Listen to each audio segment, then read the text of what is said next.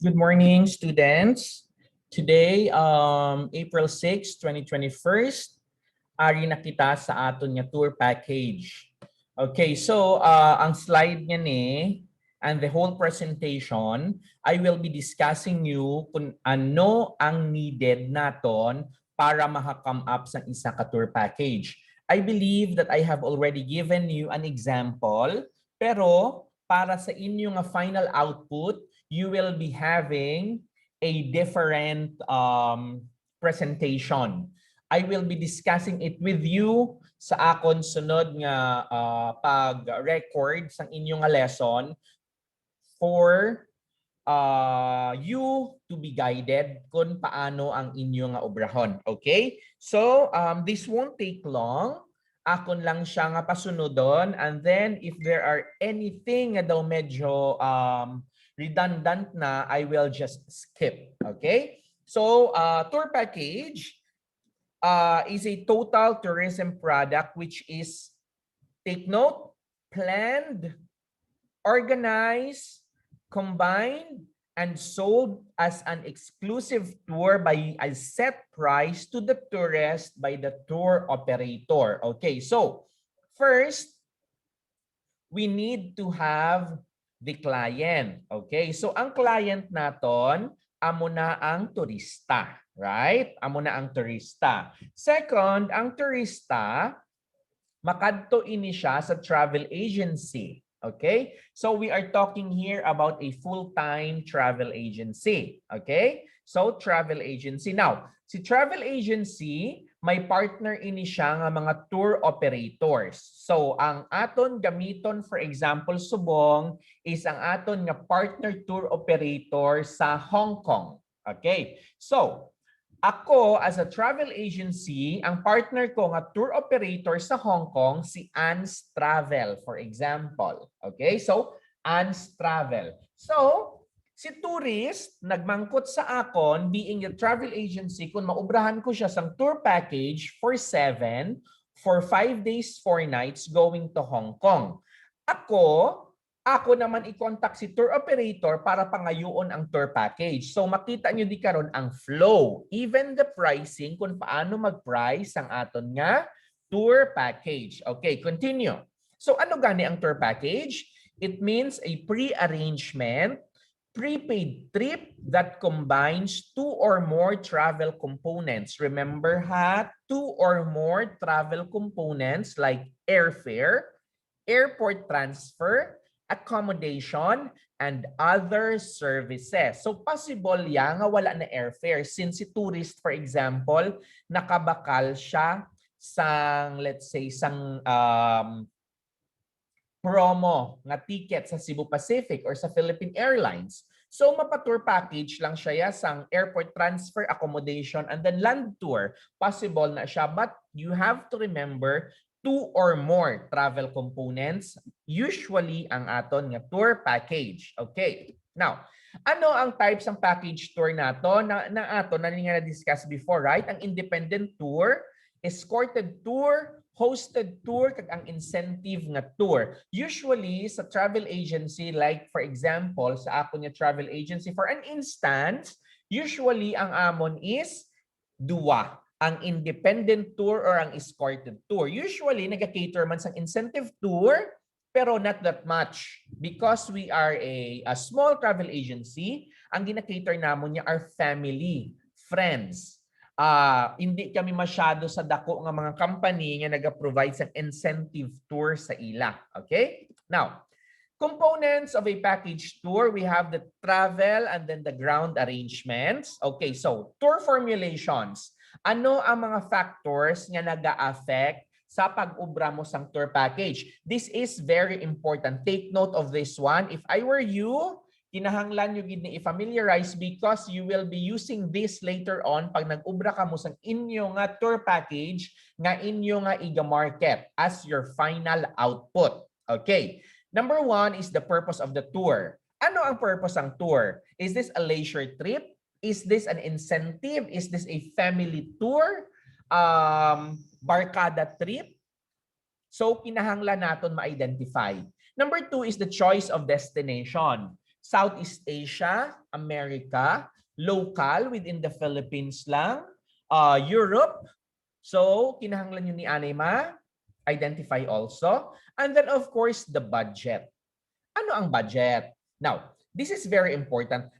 Sa ako niya, before ako mag-draft sang tour package, I have to make sure gid anay, kaginamang ko to gid anay ang akon nga mga guest kung pila ang ilang budget because there's no use. There's no use nga mag-ubra ikaw sang tour package and then pagkatapos at the end, hambalon ka malang sang client, ay sir, over budget, hindi kaya. Sayang sang effort sang isa ka travel agent, right? Na ubraya na tanan. Natawagan niya na ang hotel. Kung may upod pa nga airline, nag-quote na siya sang airline ticket. So sayang. Why? Wala ka nga daan na mangkot sang budget. Pero beforehand, sir, ma-quote ako sang iyong tour package para sa imo, but how much is your budget? So pag naghambal siya, mid-budget lang, maybe 25,000 pesos per person, all in na. So dira ka lang gidya dira ka lang mahampa nga budget. Hindi ka pwede mag-overboard, hindi ka pwede mag-over-budget, maobra ka tour package nga 30. For sure, ma-decline i-deny na nangadaan sang client, sir, hindi ko kaya ang 30, di ba? 25 lang akong budget. So dapat ang imo nga tour package naka-base siya sa iya budget nga let's say less than 25,000 or 25,000 or below. You have to consider also ang tour period. Ang tour period, saan siya galakat? Off-peak season, peak season, may holiday sa iyang point of destination, may holiday sa iyang origin, dapat kinahanglan ina. Types of tourist accommodation. Mangkuton mo siya. Ano ang ila gusto nga hotel? Gusto nila sang posh nga hotel, 5-star, may ara man. 4-star, 3-star, all available. Okay, tour features, kinahanglan bala nila sang sugat, dulong sugat, kinahanglan nila full board meal or half board lang. And then of course, the departure and stay information as well is necessary. Now, stages for package tour formulation. Okay, so number 1 is initial research. Nag-cover ini sang the destination research nimo, din ikaw makadto. Market research provide answers to the following question. So what is the size of the tourism market? Who are the existing clients? Where do they live? Who will be their potential buyers? What price the client will accept? How many tourists one wants to cater? Who are their competitors? This is very important para maka-come up ikaw sang tour package nga saleable. Okay? Because ang aton pinaka-goal, dapat ang aton nga tour package, mabaligya naton, right? Hindi man pwede nga nag-tour package kita and then suddenly, wala man kita yasang sale. So dapat, necessary gid. So these are all jargons in your jargons ini para sa inyo, but don't you guys worry, I will be helping you sa pag-develop sang aton nga tour package. We are going to develop a tour package together before kamo mag-ubra gid sang inyo nga presentation for your finals nga output. Okay?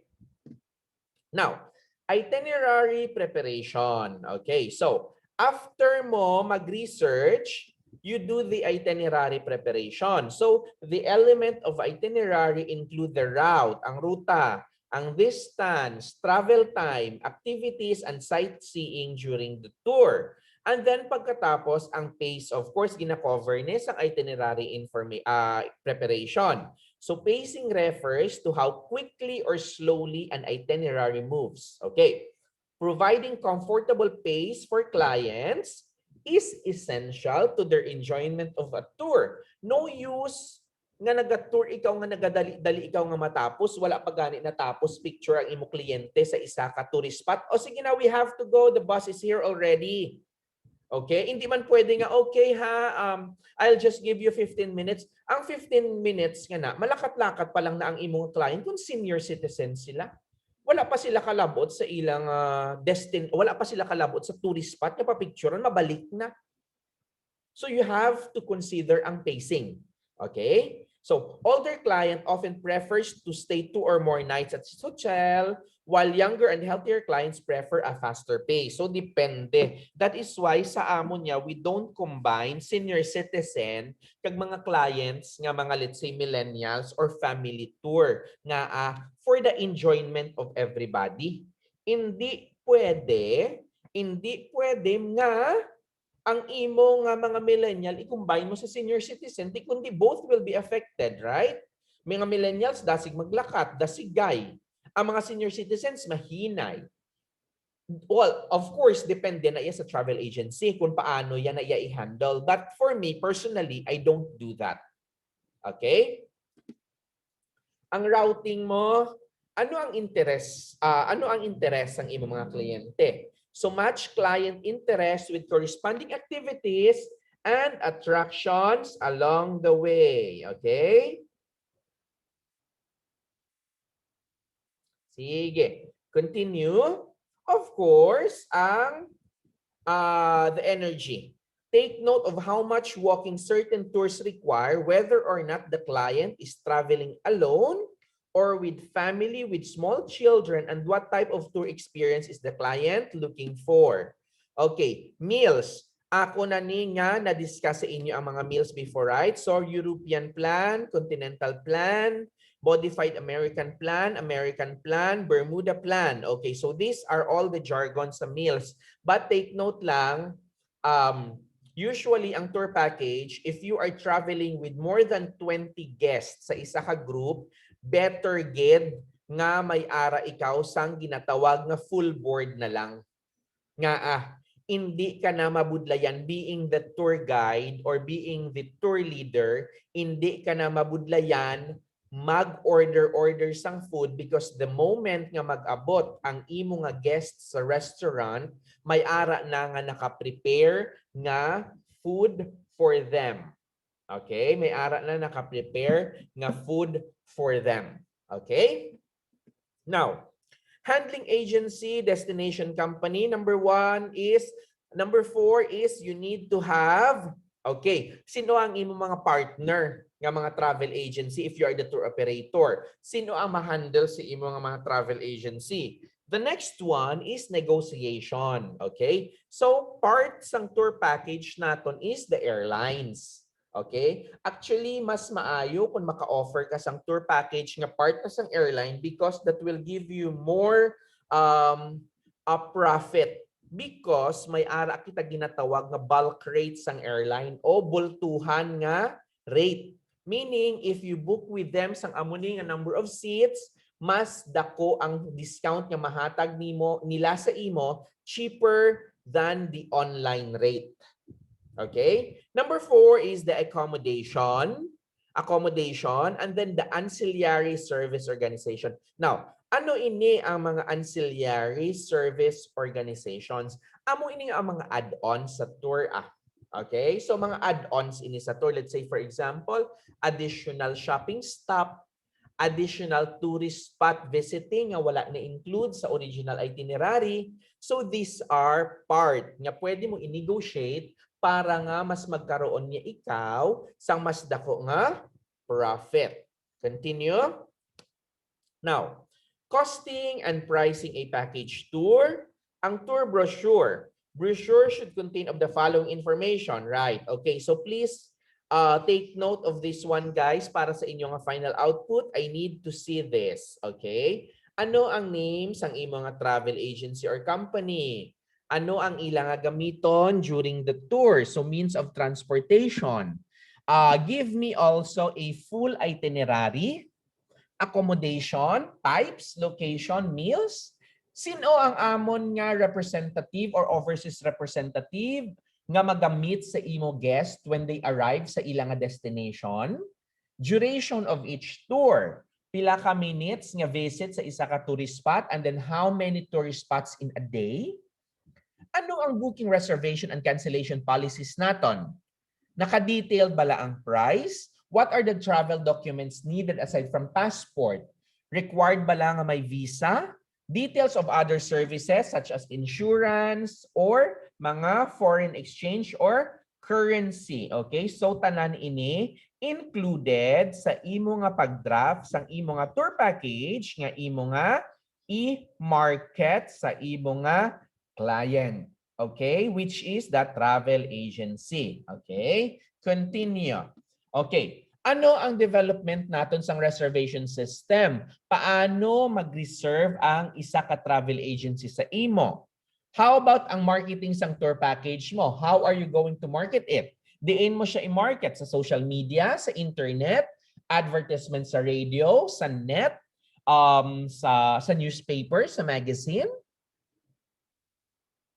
Number 9 is the tour handling and then the actual tour operation. Okay, so needed ina ha? Okay, continue.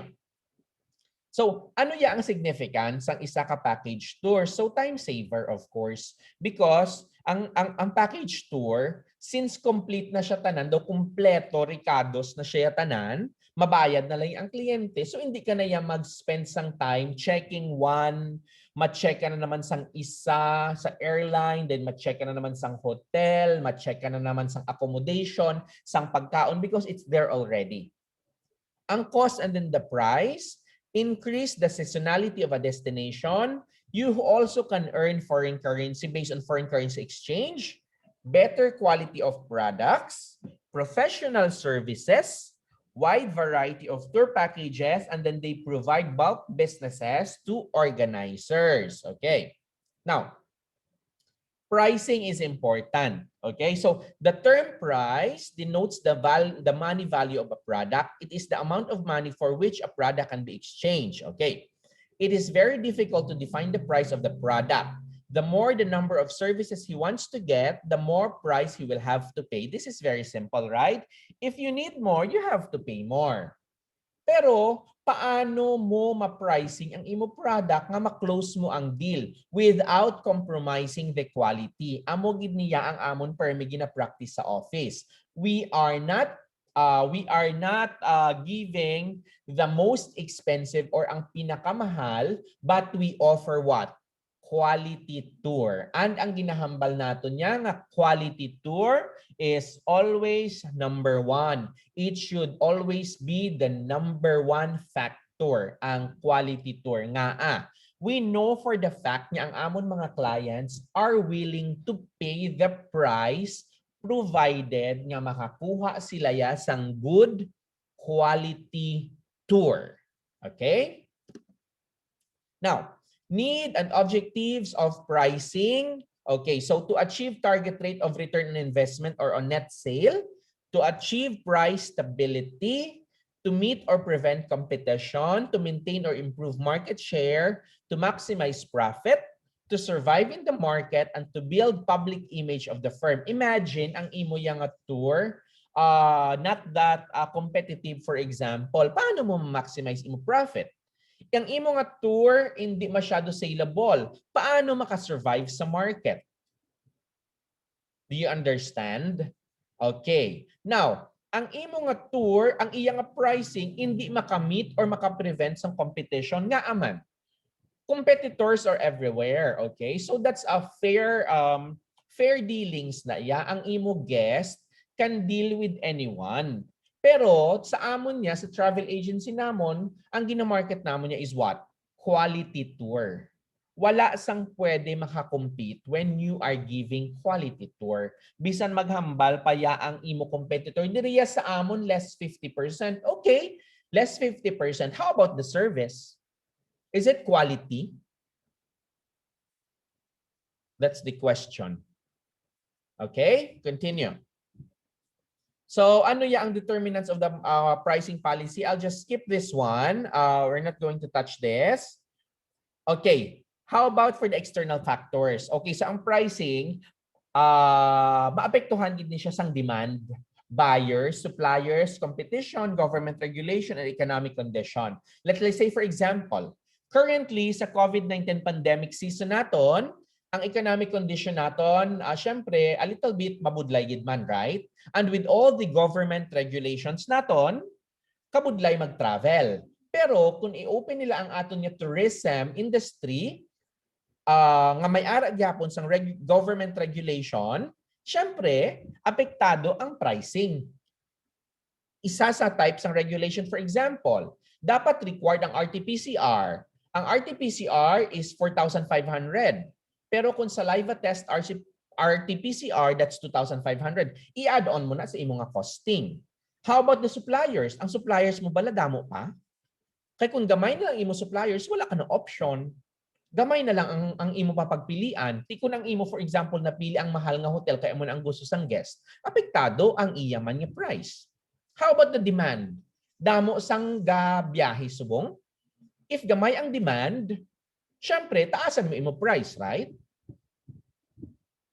Hindi ka pwede magbagsak presyo. Gamay ang demand, nagbagsak presyo ka pa, ano imo kitaon? You might as well close your business.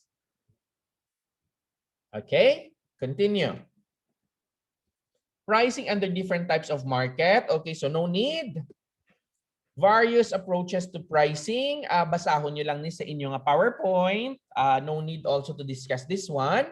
Pricing under products mix. No need. Okay, discounted pricing. Just read. Okay, now, pricing procedure, guys.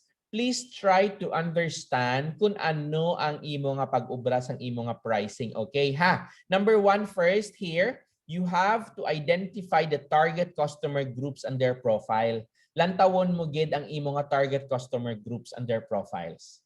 Are there group of doctors, students ini sila, lawyers, senior citizens? Okay. Next, you have also to study the competitor's price. If I offer this price, do you think sa akon Japon makadto ang akon mga guests given that my competitor is giving the same price with the same quality?